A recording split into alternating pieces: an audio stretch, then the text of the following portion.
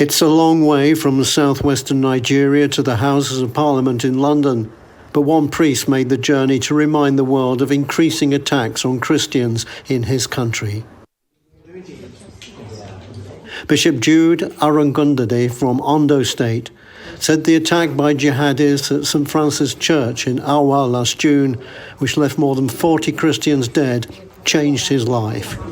Going into that church and seeing so many bodies lying lifeless in the church was the worst thing I've ever seen in my life. I've never seen such a thing before.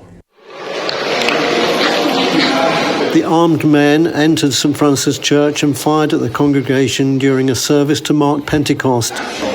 No one's ever been arrested, and Bishop Jude says the federal government isn't doing enough to catch the killers. Well, it's getting close to that, and people have been using that word genocide, and I think that with what has happened in the northeast and some part of the north, and places like Zamfara state, places like even the president's own state, Katsina, and now Kaduna, and also Benue state, and many other places, and now Ondo state for that matter, for crying out loud. You begin to wonder, what is this? We have never seen this kind of thing before. It's becoming an embarrassment, and I don't think that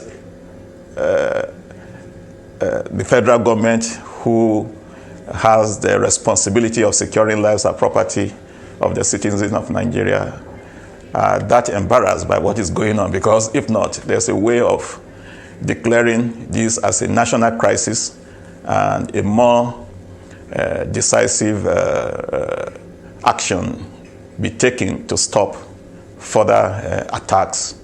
But less than 1 week after St. Francis Church was attacked, many other places were attacked. In one 18-month period from January 2021, 7,500 Nigerian Christians were murdered as attacks against Christians around the world increases year on year. Has that shaken the bishop's faith in God? No, it only shakes my faith in man, that anyone, no matter what persuasion, no matter what inspired him to go to that extent of taking the life of so many people, it beats my imagination. I can't begin to put words in explaining what really happened on that day. The St. Francis Church in Awa has resumed celebrating Mass for the faithful, but the bishop says it will take a generation before worshippers begin to come to terms with the horror of last June. John Cookson, Arise News.